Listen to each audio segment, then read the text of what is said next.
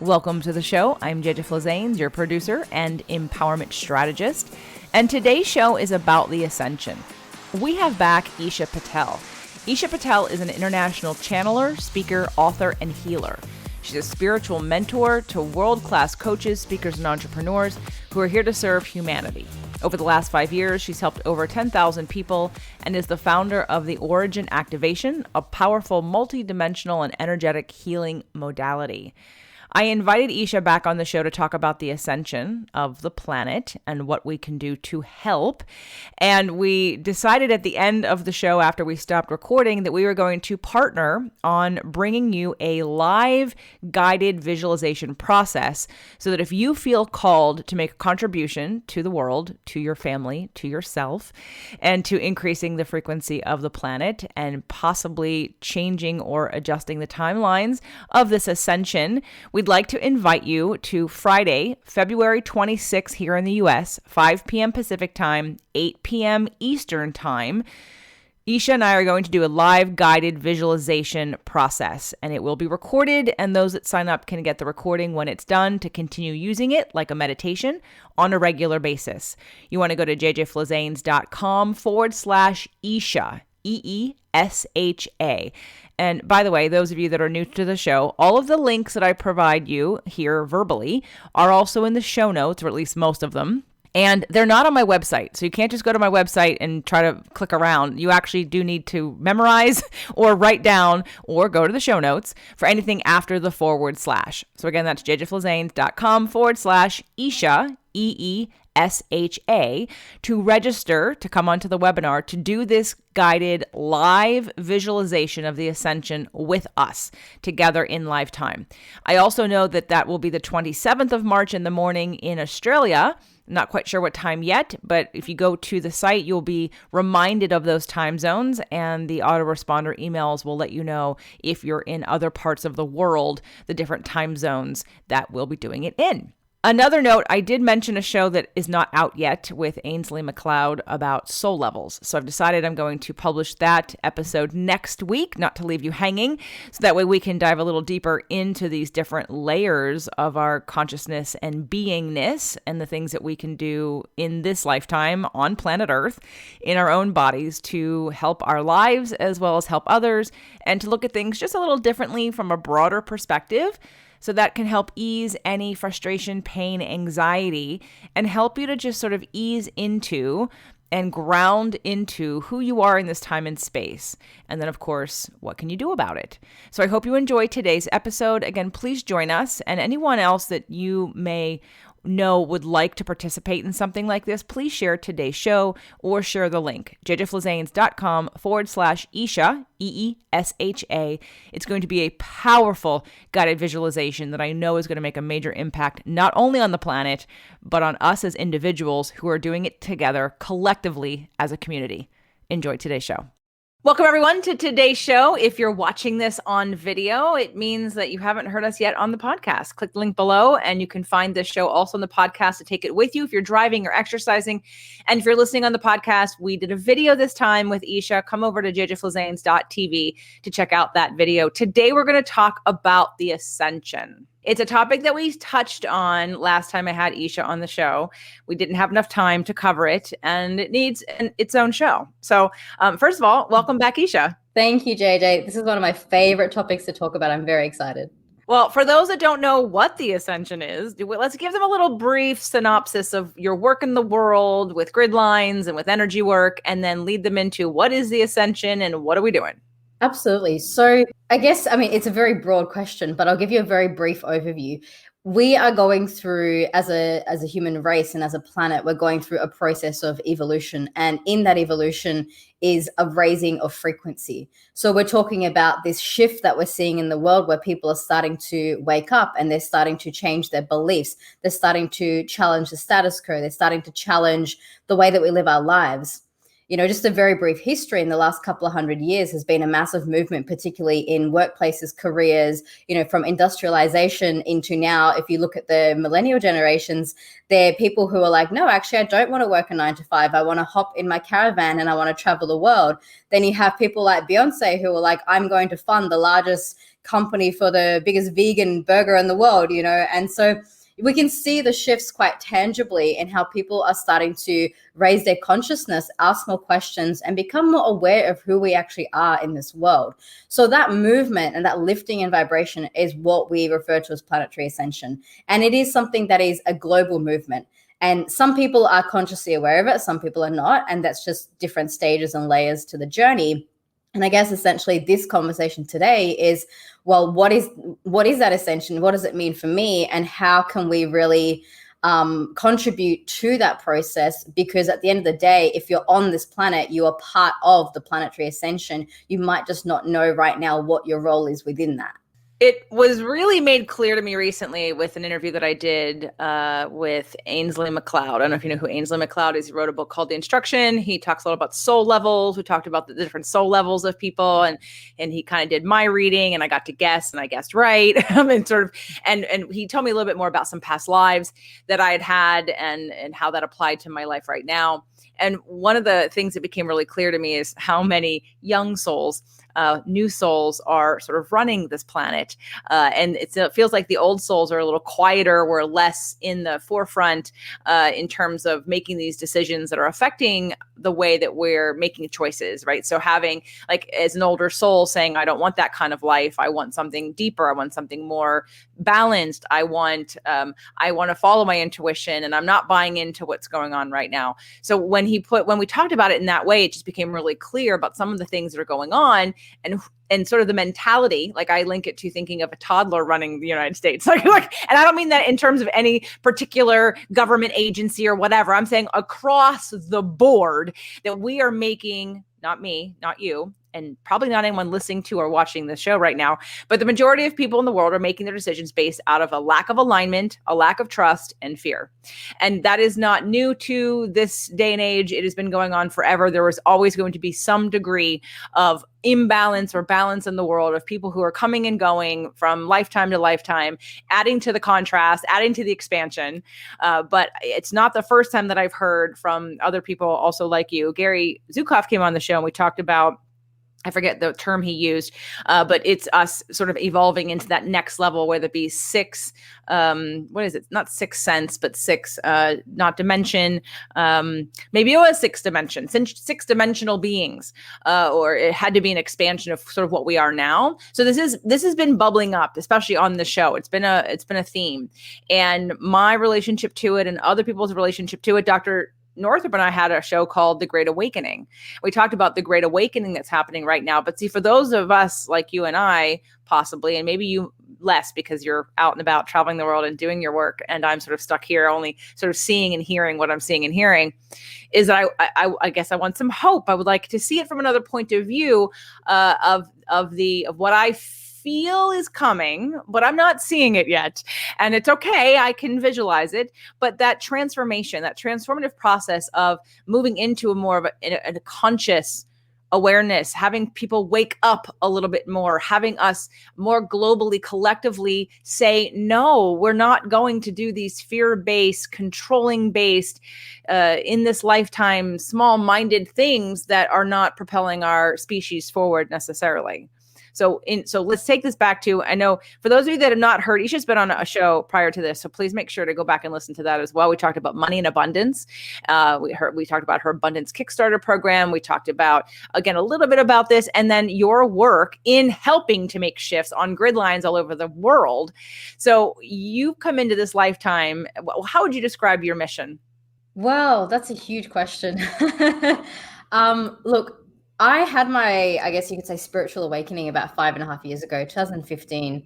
And that was when I realized that I was here to support a lot of people in the process of their awakening. When we talk about mission, it's so clear to me that my role is twofold. One is to guide humanity, so to actually work with people And the other aspect of my role is working with the actual planet itself.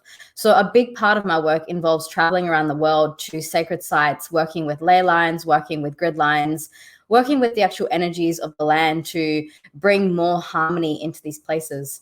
I've actually got a really cool story back from 2017 when I felt guided to go to Sedona, which is in your country, in America.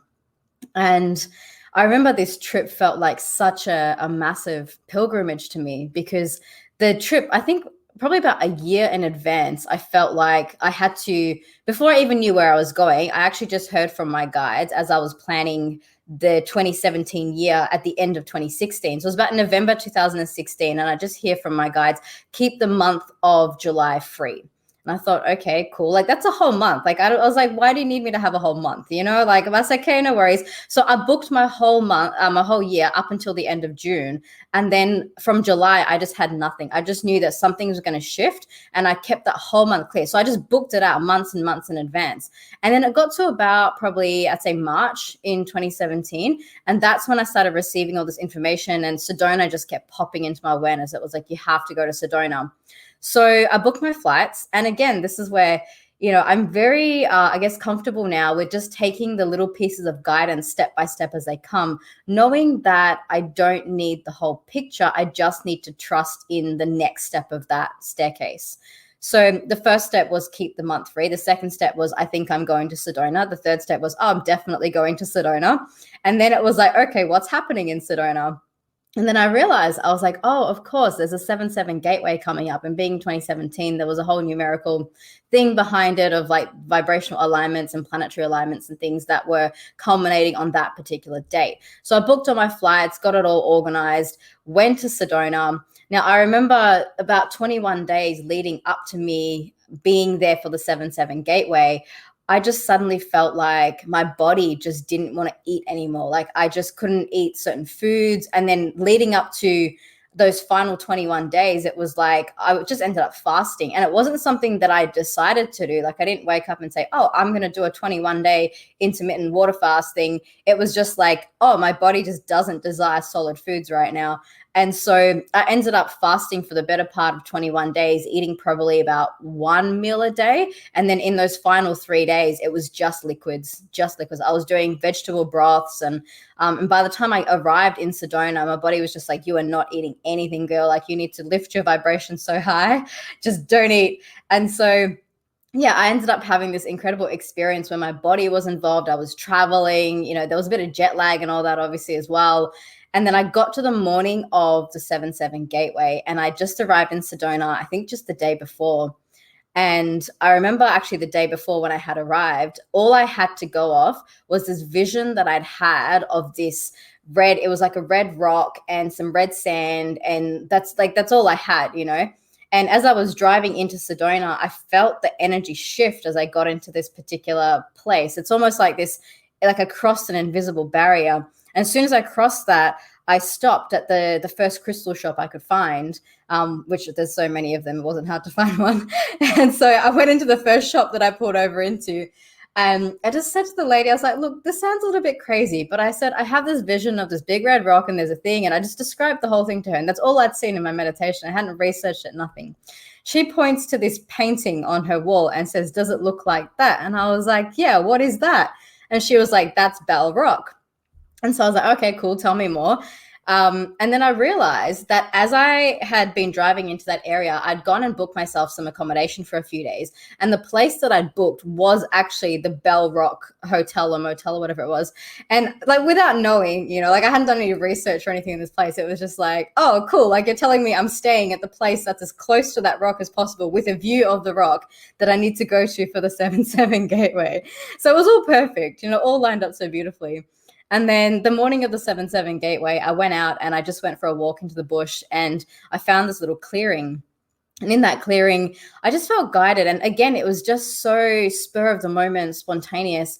I got all these rocks and I started putting them in a big circle. And then I realized I was making a medicine wheel. And so I made this whole medicine wheel, set it all up in the morning. And then I felt like, okay, cool, that's it. It's done. And then I felt like I had to just go rest for a little bit. I hadn't been eating, obviously, for a couple of days. Went home, had a nap. And then at 7 p.m. that same day, I felt like I had to come back. So at 7 p.m., I went back to the Bell Rock. But here's the funniest thing. And to this day, I do not understand what actually happened energetically or logistically, or whether my brain was just foggy but I went to go find that medicine wheel that I created, which wasn't that far. Like, I mean, it's not a massive area, really. And so I went back down the trail to find this spot where there was a clearing, and I made this big thing. And I walked around for about, I don't know, maybe half an hour or something. I could not find it.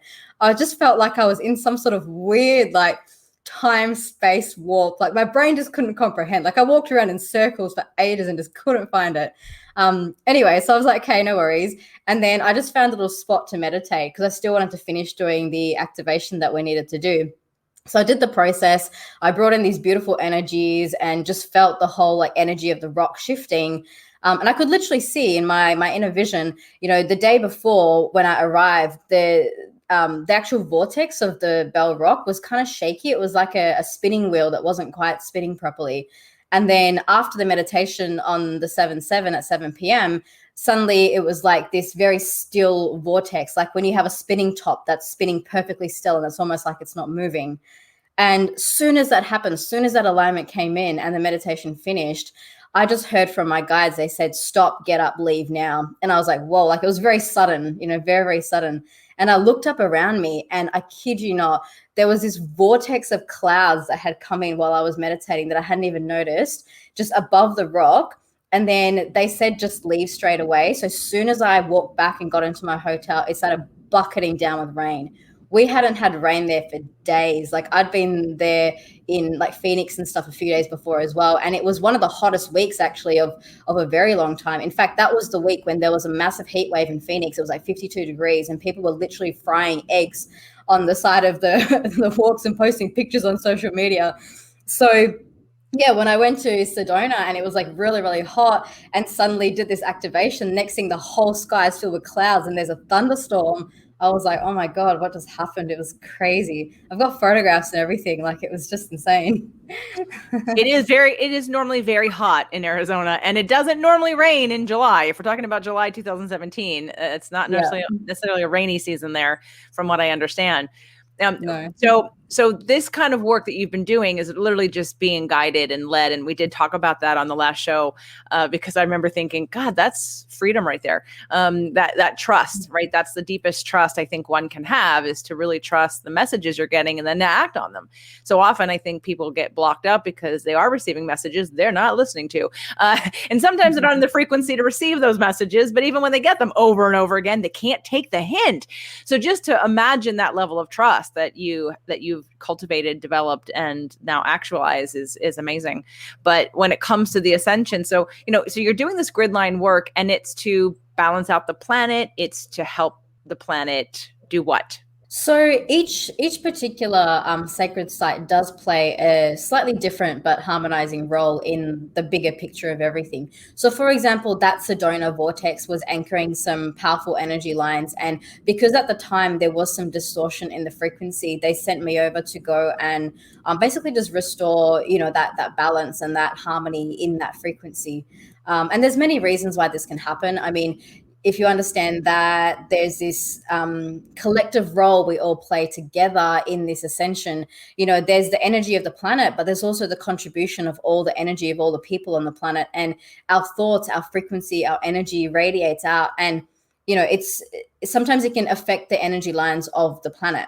So when you have a lot of people that are focusing certain energies into certain areas, sometimes it's not always of the highest vibration. And sometimes a lot of this is unconscious as well. Like people don't realize we're doing this, but there's just so many people on the planet right now that aren't even connected to it. And so just the disconnect alone is enough sometimes to just create things in energy at the energetic realm of like, just distortions or things that are not holding properly. So that particular vortex, for example, was not fully stabilized in its energy. So when I went over there and I did my little piece of, just restabilizing it, that would have then connected in back to all the other grid lines and all the other node lines. And that one in particular, so Sedona connects to Lake Titicaca, it connects to Uluru, it connects to Mount Shasta, I did actually go to Mount Shasta in that same trip because I had to carry those energies across from Sedona to Mount Shasta in California, because those two spots have a very strong connection. But then the bigger, I guess, picture of all of that is that every time I go and do this work on the land, it also helps the people and the community and the spaces around it, because everything is, I guess, affected by the vibration. And when I say affected by, I mean that one of the universal laws is everything does align to the highest frequency. Right. So when you go into a space and you do work on the grid lines, and that shifts and lifts the vibration of that particular area, all the people in that area have an opportunity then, and I say opportunity because free will is always very big part of this. They have the opportunity to step into that frequency and to raise their own frequency and harmonize with what's happening with the planet. So let's talk about what's happening with the planet right now. Okay. There's a lot happening with the planet right now. A big theme just for this week, actually, we've got the full moon coming up on the 27th of February, and that's been very much on my radar in my awareness.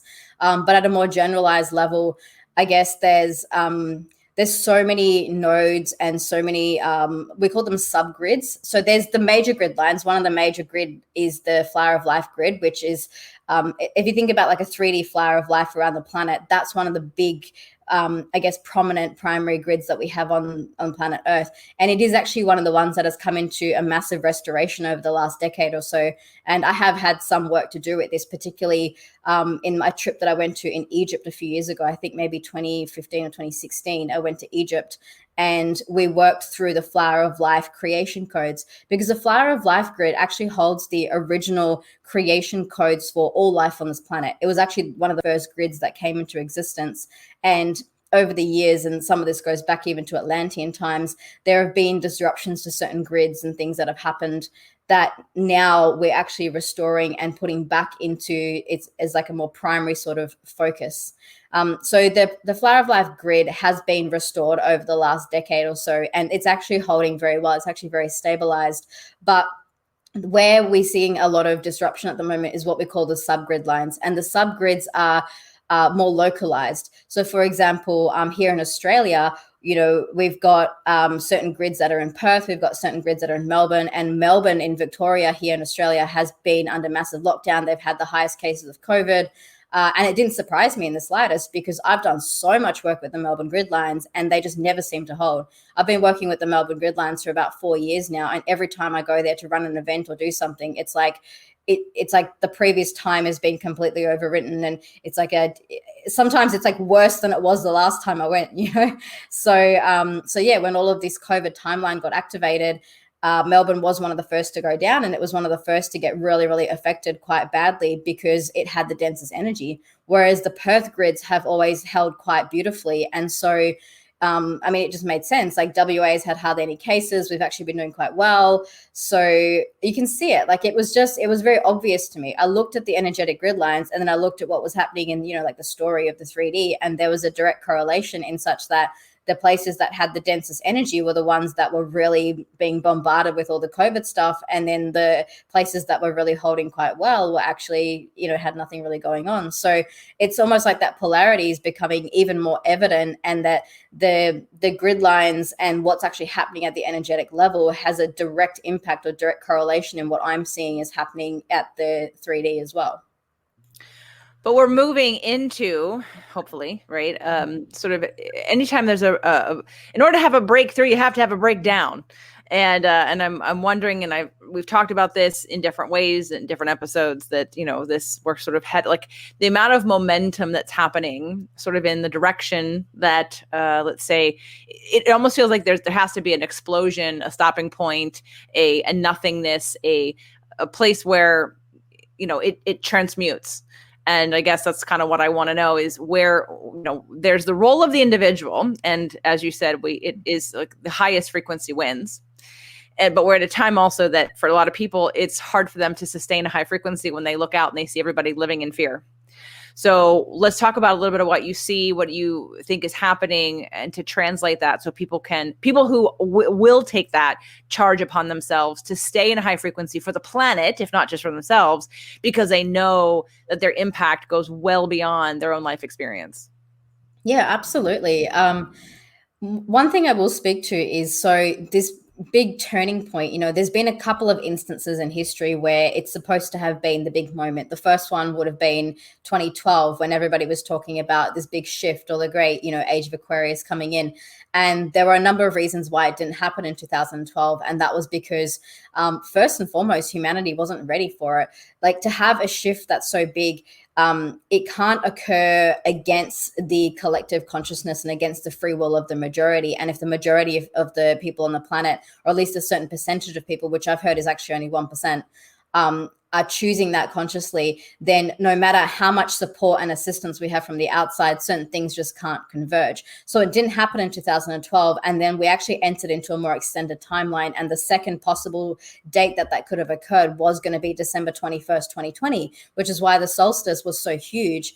And I actually happened to be in Uluru, where there was a huge focal point for this great awakening. And again, parts of it, aspects of it did go through, aspects of it also didn't.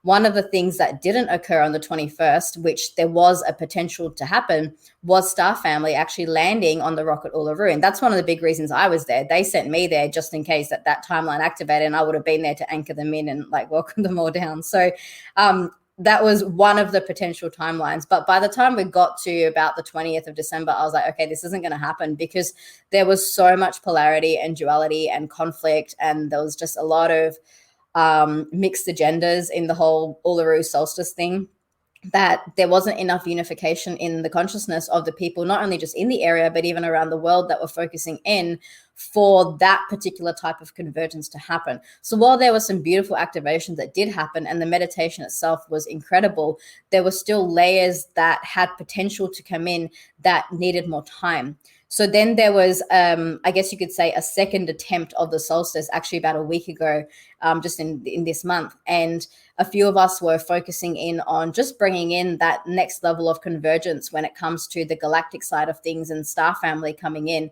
And basically what's happening now is it's still happening. Like the Ascension timeline is still going ahead exactly as planned. It's just taking more of a time lag, because if there had been enough of a convergence on the 21st of December 2020, then it would have been that instantaneous transmutation that a lot of us were hoping for. But again, it comes down to the people, because, a lot of people say to me, hey, Eesha, if the starship thing is all real, and, there are all these beings helping us, why don't they just come down and save humanity? And that's not their role. And they can't do that. It is not the role of them to save anyone or do anything, because ultimately it's up to us. And free will plays such a massive role in planetary ascension that you can't have any group of star beings coming in and saying, oh, we're just going to get this planet to ascend because we feel like it would be best for them. You can see how that would be going against the concept of free will and the evolution that humanity is actually on. Talk a little bit about Star Family and exactly what you mean. When I speak about Star Family, I'm talking about beings that are from other planets and other dimensional realities that are very much here to help and support us. Some of the ones I connect to the most are Ashtar, so Ashtar Command, which some people have heard of. He's actually very close to me, and he's got a number of other beings. So his brother Ashura, I'm very close to as well, and his other brother Ashira, I'm also very close to as well. I connect with archangels, so Archangel Michael, Gabriel, Uriel. There's quite a few different beings like that. But basically, there's so many different beings in different star systems, and over the years, I've learned to connect with like hundreds upon hundreds. There's like Pleiadian beings, there's like Turian beings, Assyrian beings, Andromedan beings, and I connect to all of them.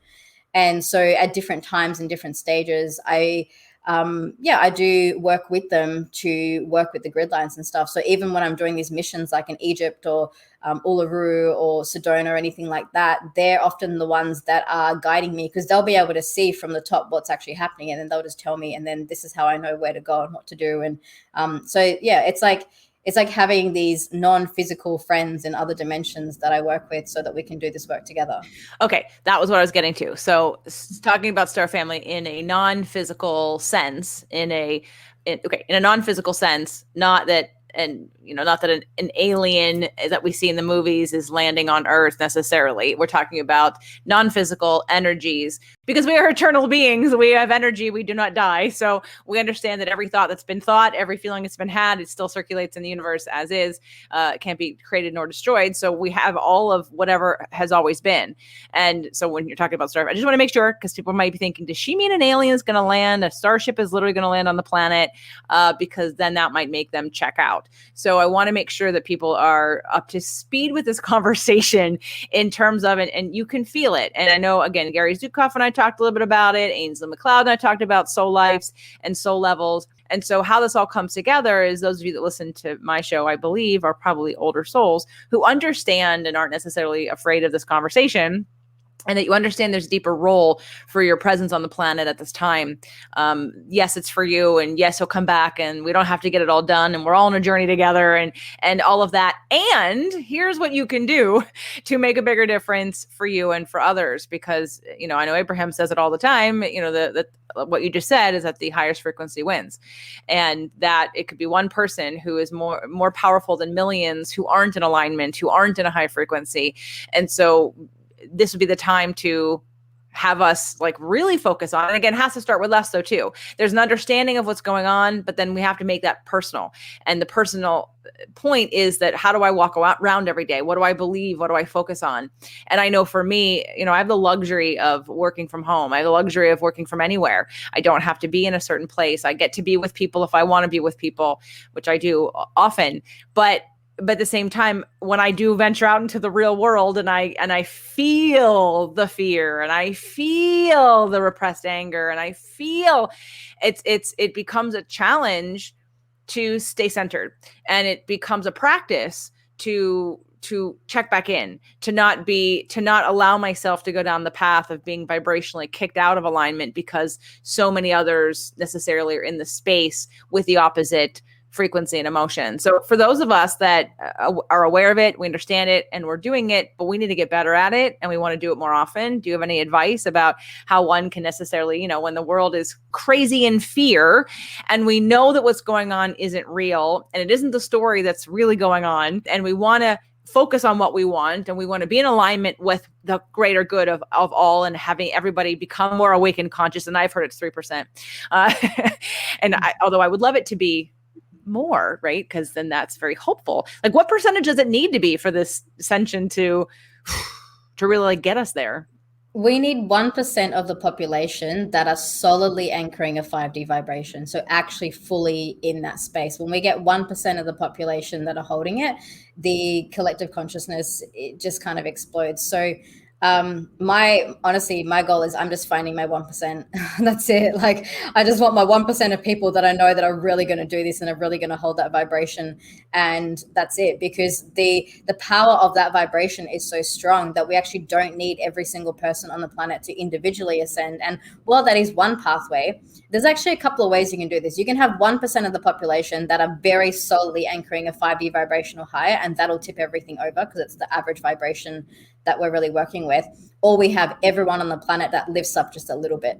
So either one of those scenarios will have the same outcome. And what are some things, because I know I'm speaking to some of that 1% who would be willing to continue focusing, and this is sort of another reason I guess I'm giving people, people come to me, and it's empowerment on all areas of their lives. And sometimes people wonder, well, aren't I supposed to do things for others? Or what am I supposed to do to help somebody else? Which usually is be the example. But so in this case, I'm giving you, this is another opportunity to be the example, but you're doing more than just being an example. You're actually making a planetary shift energetically in what we're asking for and where we're calling our next level of growth. So Eesha, what kind of things are you telling people to do or guiding them into in order to anchor in that frequency more often, more steadily, so that we can contribute to this 1%, really pushing this ascension along a little faster? Right. Well, my number one go-to is my 4 foundation practices. I do have this listed on my website. It's a free download. Anyone can go and get it. It's a 17-minute practice, and the purpose of that practice is twofold. One is to balance your own energy field. So there's a couple of practices in there that get you centered into your heart and really connecting in with your own soul frequency. And then the other aspect of that is realigning ourselves with the energy field of the planet and the cosmos. So we connect into the earth and we connect up to source. And through that, it's not just then about us, but also about us being anchors of light for the planet and for that particular process. And so just by doing this practice, I tell everyone, just go do that practice every single day. And that's not just helping yourself, but it's also helping everyone. That's probably one of the best ways. But also, I think, people really overcomplicate this idea of how we can serve humanity. And I feel like, not everyone has to be in the pathway. I'm sure a lot of people watching this show are probably entrepreneurs who are doing, things like coaching and healing and that sort of thing. But also those who aren't. I mean, nothing beats the power of kindness. Like, if you go and walk, and see someone at the shops and you're at the cashier and you take 30 seconds to say hi to them and smile with them and make their day, that is raising the vibration. That's raising the vibration of that shop. That's raising the vibration of the community. So yeah, there's, definitely some big picture, big vision things that you can do. And those of us that are guided to do it on that big vision, that's amazing.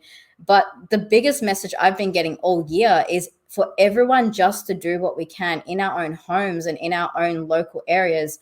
It's something as simple as connecting from your heart down to the heart of Gaia in your local area, in your localized grid. So you're sending energy to where you are. Because if every single person just takes care of their little patch of this earth that they're on, that's all we need. It doesn't need to be like a big, massive thing. It's actually very, very simple. And I think, there is a power and gratitude in recognizing that each person on this planet is like a light on this planet. There are 7.8 billion potential lights on this planet. If we all just light ourselves up, that's just incredible, that in and of itself. Great advice. So it's eeshapatel.com, correct? Yeah. All right. And what's the name of the free document or 17-minute practice?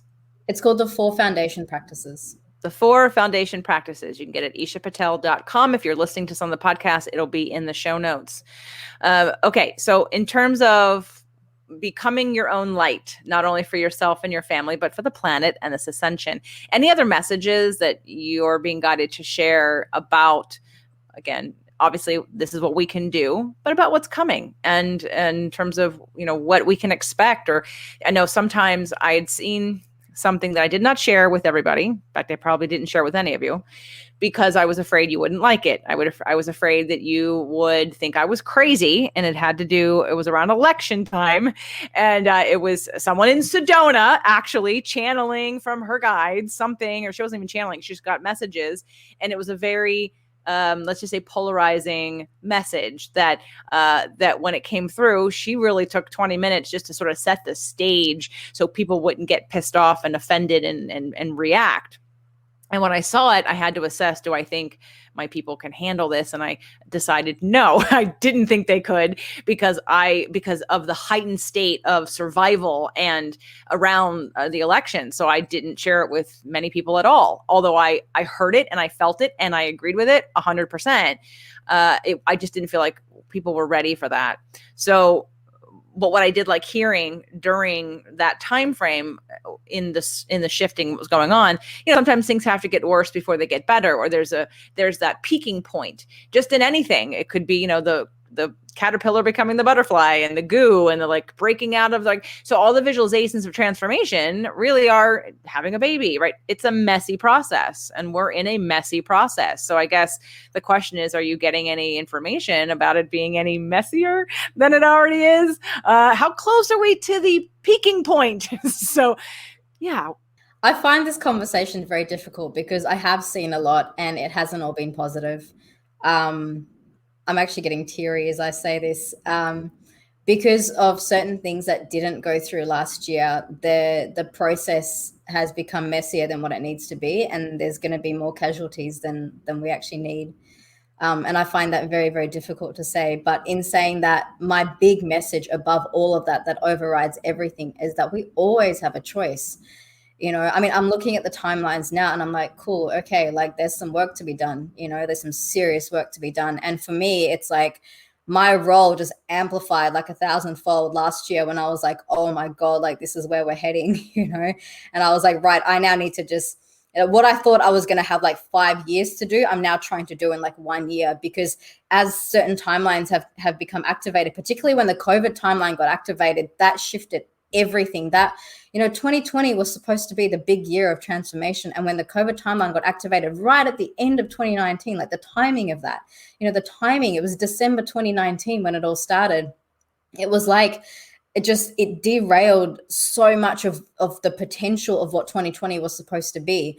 In saying that, though, my big message is always that at the end of the day, no one else has power over us. No one else actually has the potential to do anything more than us. And so, yeah, like we can look at timelines and we can say, okay, cool, that might be looking a little bit challenging. It might be looking a little bit of a roller coaster, which at times it does. It really does. But we can change that. We have absolutely every power to change that, because the second enough of us decide that, no, we're not putting up with that, and we decide, actually, I want to just focus on the ascended earth and I want to focus on my frequency, we can shift it today. There is nothing stopping us from actually having that shift today. And this is why, for me, I've just gone hardcore all year on media and podcasts and getting my meditations out there and just spreading that message to people, because like as much as you can, go into the psychic realms and read the timelines and see what's coming is always malleable and it's always changing. In its current state, if I were to look at it right now, like in this exact moment, I would say to you, okay, cool. Like the most activated prominent timeline does involve some challenge and does involve some difficulty, but that's not set in stone. No timelines are ever set in stone. And it's always us as the creators of our reality, as conscious creators, to be able to change that. So the second we go, okay, cool, this is the current potential, we still have a choice and capacity to shift, because nothing is more powerful than that. The one thing that we always have in this universe is free will and the capacity to consciously create. And we are consciously creating whether we like it or not. So the most important thing that we can do at this time is to actually accelerate this process of ascension and to go back into the optimized timelines, which we currently, since the whole COVID thing happened, we sort of dropped off the highest potential timeline into some secondary and tertiary timelines.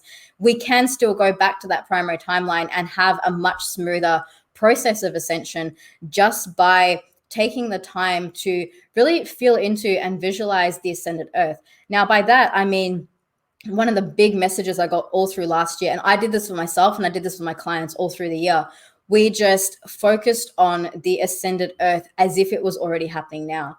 Now, you understand the power of visualization and the power of collapsing timelines. When we work in the quantum field, the ascended earth is already here. And I know that because I see it and I feel it. I'm connecting to it every day, but there's not enough people connecting to it at this time to bring that into 3D reality manifestation. So when we take the time to feel into that 5D earth, which is beautiful, it's actually so peaceful, it's so loving, it's so calm. I see myself every day on 5D earth and this beautiful planet that has completely healed and completely restored. And so in some ways, that timeline, it's right there. It's like on the tip of my fingers. It's so close, it's so tangible. I can feel it and I can see it. And we just need enough people to tap into that right now for that timeline to just have a quantum leap forward and basically happen straight away. So there's still nothing stopping it from happening. It's just that the gap right now is that not enough people are receiving this information or are taking enough action on what we can consciously do to create that reality right now, because it's definitely possible. And actually 5D Earth already exists now. It's already well and truly created. And I believe you 100%. So what that leads me to ask you, and if you haven't done it, I will attempt to do it until you can do it. Have you done a guided visualization or meditation that we could follow to connect with that? Or is that your own practice? Because if you haven't done it, I want you to do it. And until you do it, I'm going to do it. So everyone who's listening, anyone in my inner circle membership, I will do this for you until we get Eesha's version of it. Right. Because I'm not going to put any work on you and ask you to do it. But have you done it before? Whether be in on social media or on your website? I've done it for myself and I've done it in some of my live online workshops and stuff, but I don't have a recorded version of it. In saying that though, it is on my to-do list and quite high up the list actually. I have this movement that I'm creating, which is basically to create 5D Earth. And what I want to do is just create, from a logistical point of view, it's going to be create a landing page, put this meditation on there, and then just like throw a bunch of budget at it, get it out into the world, and just have like millions of people doing this. So like there is a process in place that I want to launch this thing at a very, very big scale. And obviously I'll be coming straight to you when I have it and say, here, share it with your people. So it's not done yet, but it is in the process of happening, because I see the importance of it, of when everyone comes together to actually create 5D Earth. I mean, it's so, so powerful. You know, at the moment, I've only been doing it in small groups of maybe like 100, 200, maybe like a few hundred people tops that are doing it at once. But when we have like thousands or tens of thousands or even 1 million people doing this meditation at the same time together, we can definitely collapse those timelines. So 100% needs to happen. I'm going to take a crack at it until you finish yours. I will be happy to share yours collectively. I'm only going to share mine with my inner circle membership because they love me. And if it's stupid, then they won't judge me. It's not going to be for everybody until I've tested it out, but I will share yours across the board when it's done. Any other thoughts, words of wisdom, and visions besides the fact that again, everything we've been saying is really to anchor everybody into and acknowledging that we still have the power to make transformation happen at a more rapid speed than we are. It's really, again, back to the basic law of attraction principle of what we focus on expands. So if we are allowing ourselves to be taken out of alignment by what's going on, and I'm guilty of it, I'm absolutely guilty of it. I have 3 Sag planets. I mean, I kick in like lack of freedom sometimes. Like that part of me the caged animal wants to run. And I have to bring it back and, try to tap in and kind of go in a different direction. So we all at some level have distractions and challenges to staying in alignment and staying centered and staying high vibration. So that's really the basic message of today, besides obviously explaining the ascension and the hope and the power that you still have to help make that happen, not only for everybody else, but for yourself, and to live a true reality. Because even if I believe, and I know that even if, let's say nothing changes, but it will, let's say nothing else changes, when you yourself are ascended in a higher frequency, none of the shit that happens to everybody else happs to you, because you're not in the same frequency to receive it. So you literally protect yourself in a higher frequency when you can live there. So sort of the laws of the world right now won't apply to you, because you'll zig and zag and won't ever be in the same room or same situation, because you will be vibrating at a level that it doesn't exist. So thank you, Eesha, for coming on the show today. I want to make sure everybody knows that most likely when she does this meditation and guided visualization, that she probably is going to put it in her Facebook group. So if you're not already a part of Eesha's Facebook group, go to facebook.com/groups/Eesha Patel. It is on the screen. It'll be in the show notes. You can look for her on Facebook. Absolutely follow her if you're not already, to keep up to date and to stay positive and stay in your power, and to get all the tools that you need to not only help your life, but to help this whole process move forward. Thanks, Eesha. Beautiful. Thank you, JJ.